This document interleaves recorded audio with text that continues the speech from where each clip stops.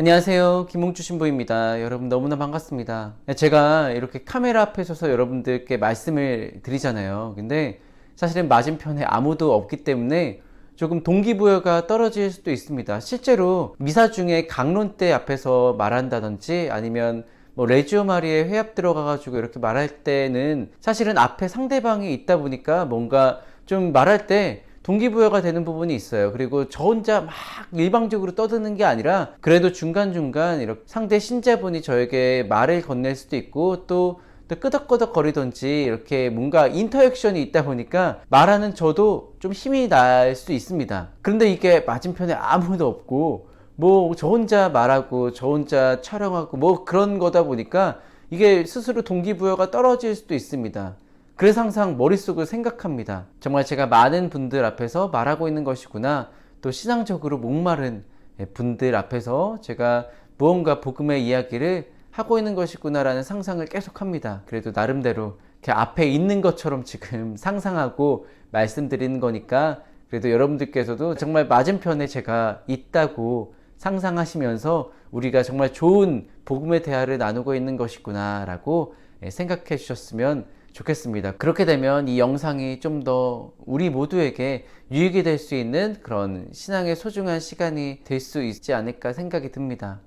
네, 오늘 복음에서 예수님께서는 생명의 빵 이야기를 계속 하시고 계세요. 오병이어 기적이 끝나고 나서 그 빵과 물고기를 통해 배불리 먹은 군중들은 이제 예수님을 따라 붙게 되죠. 아마도 그 군중은 구약에서 모세가 이스라엘 백성들에게 만나로 배불리 먹였던 것처럼 그렇게 생각하지 않았을까 싶어요. 그래서 아무래도 예수님께서 앞으로 자신들의 불안한 처지, 특히 앞으로 다시 배고플 수도 있는 그 처지에 좋은 보증이 될 수 있겠다라는 그런 믿음을 가진 것 같습니다. 마치 자신들의 조상이 모세를 따랐던 것처럼 말이죠. 그래서 예수님에게 따라 붙었던 건 아닐까라는 생각이 듭니다. 그러자 예수님께서 그런 말씀을 하시죠. 당신 자신이 생명의 빵이라고 말입니다. 그래서 당신을 따르면 영원히 목마르지도 그리고 배고프지도 않을 것이라고 말씀하십니다. 이 말을 들은 군중들의 마음을 생각해 봅니다. 언뜻 들으면 굉장히 의아해할 수도 있겠다는 생각이 듭니다. 그런데 이 말을 우리는 조금 더 깊이 들여다보아야 할 필요가 있습니다. 우리 가톨릭 교회는 인간이 육신과 영혼으로 구성되어 있다고 말을 합니다.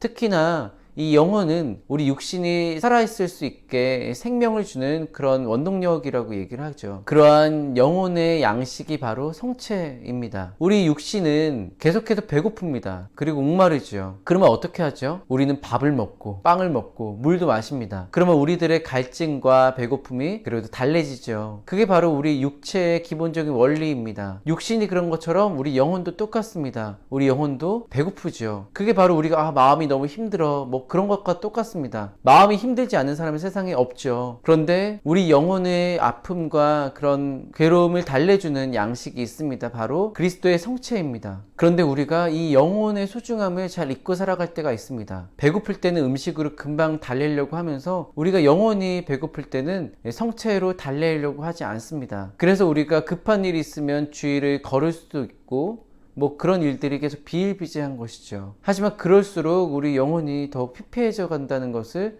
잘 알아야 합니다. 사실은 그래서 우리가 성체를 받아 모시는 의미는 물론 우리가 주의를 지키고 그리스도와 일치를 이루는 그런 의미도 있죠. 하지만 그만큼 또 중요한 것은 나를 사랑하는 마음으로 내가 성체를 모시는 것입니다. 안 그러면 우리 육체가 배고프는 것처럼 우리 영혼도 배고프기 때문입니다. 그런데 그 배고픔의 기간이 길어지면 어떻게 되죠? 괴롭습니다. 우리 영혼도 괴롭게 되는 것이죠. 그러면 내가 의도치 않은 그런 행동들이 계속 나올 수밖에 없어요. 왜냐하면 우리 영혼이 메말라가기 때문입니다. 우리 육체도 그렇잖아요. 배고프면 어떻게 되죠? 되게 민감해집니다. 저도 그렇게 느낍니다. 저도 밥을 못 먹으면 예민해집니다. 그런데 우리 영혼도 어떻죠? 성체를 받아 모시지 않으면 복음적인 행동들을 하기가 굉장히 힘들어질 수 있습니다. 그래서 우리가 나를 좀 더 사랑하는 마음으로 성체를 모시면서 살아가야 되는 것입니다. 그렇게 되면 우리 영혼도 계속 생동감을 유지하면서 우리 육신이 살아 숨쉴 수 있도록 그리고 이 세상에서 좀 더 힘차게 살아갈 수 있도록 계속해서 힘을 줄 수 있을 것입니다. 그래서 우리가 성체를 받아 모시는 것이죠.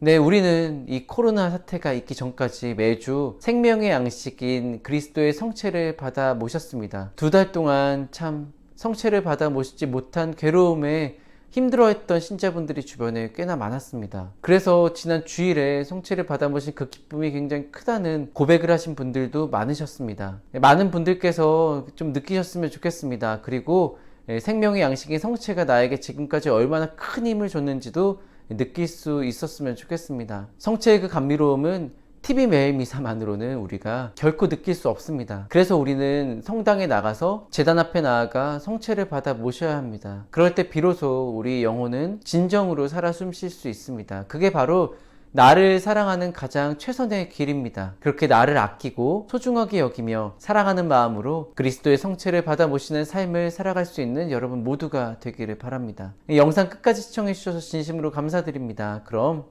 하느님의 사랑과 그리스도의 은총이 가득한 하루 되시기를 희망합니다. 아멘.